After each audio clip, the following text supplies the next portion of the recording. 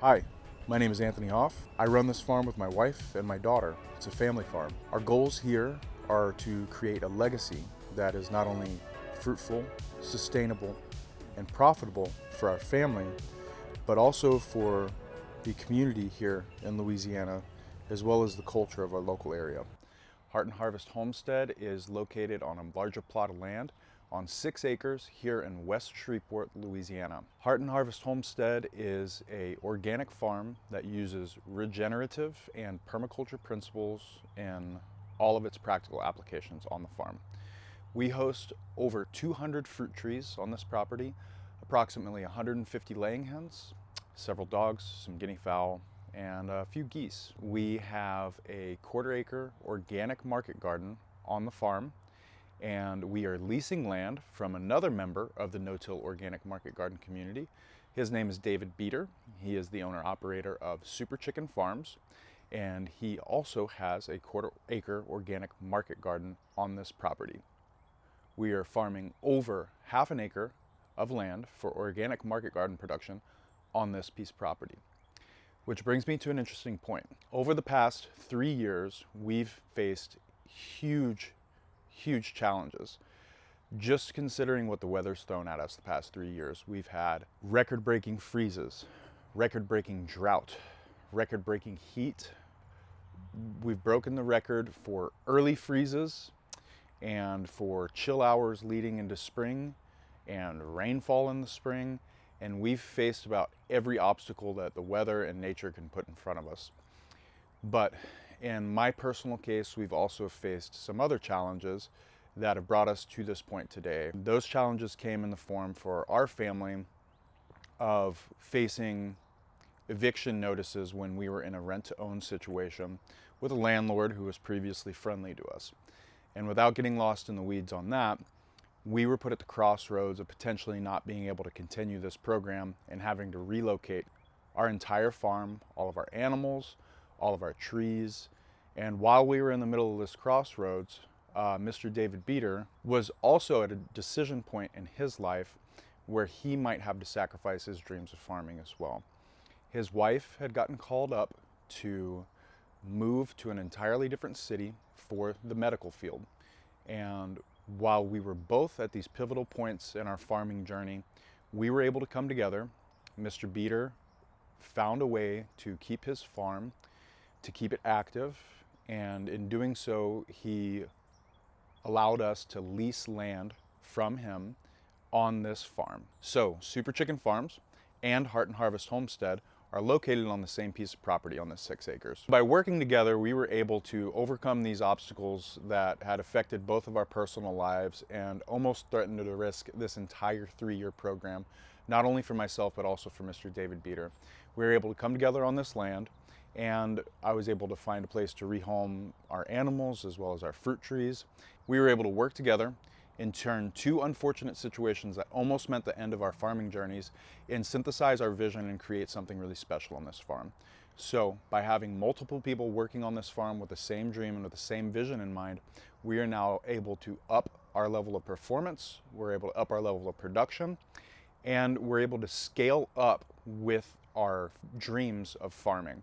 So we are now growing twice as much produce as either of us would have been doing individually on our own. We have an orchard that is 5 to 6 times the size that I would have been able to host on my old property, which was only 1.5 acres in size. And the property here meets all of our growing conditions that we need much better than the past property that I lived on, which we had huge erosion issues and we didn't have flat ground even necessarily to grow on.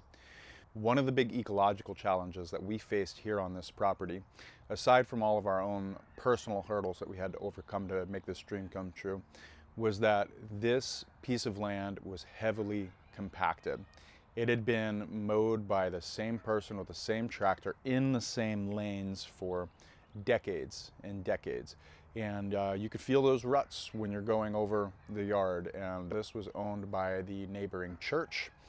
And the neighboring church also used it as a baseball field. So Part of where one of the quarter-acre market gardens lies used to be the entire infield and part of the outfield for the church baseball team.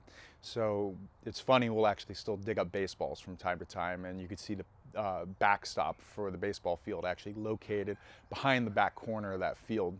But because of that, there was a lot of heavy compaction, and we faced in the first season on that quarter-acre, the back half of the entire plot would just sit in stagnant water, and it was practically unusable. And you were only able to really farm the front half of that quarter-acre in that first year. And we knew that we needed to get water infiltration, and we knew we needed to get deep root structures to help us break up some of that compacted soil. So in that first season, we planted sorghum Sudan grass, we planted buckwheat, and we planted a bunch of various other cover crops. Well, the Sudan grass is really what did it. It had a plethora of biomass for when we did turn everything over, and it also just has deep root networks. They were able to break up some of that compaction. And from the first year to the second year, we were actually able to farm in that piece of land that otherwise had standing water, stagnant, had an off-putting smell. The soil was a dark gray color. And just in 1 year on working our compaction levels and growing cover crops in that area, we now have a nice rich mat of black fertile topsoil there.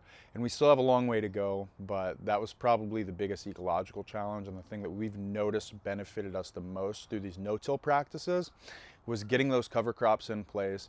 We're having better infiltration with water, we're building more biomass, and we're taking over more of this land that was otherwise too compacted to even grow food. The no-till organic market garden methods that we've put into practice in the past 3 years have really come through for us. We see a whole host of beneficial insects. We see a army of assassin bugs where we used to not even be able to grow certain crops because the squash bug pressure was too big in the first year. And now we have the built-in predatory insect base to help us with that without even having to use organic sprays or diatomaceous earth or neem oil or spinosad or BT.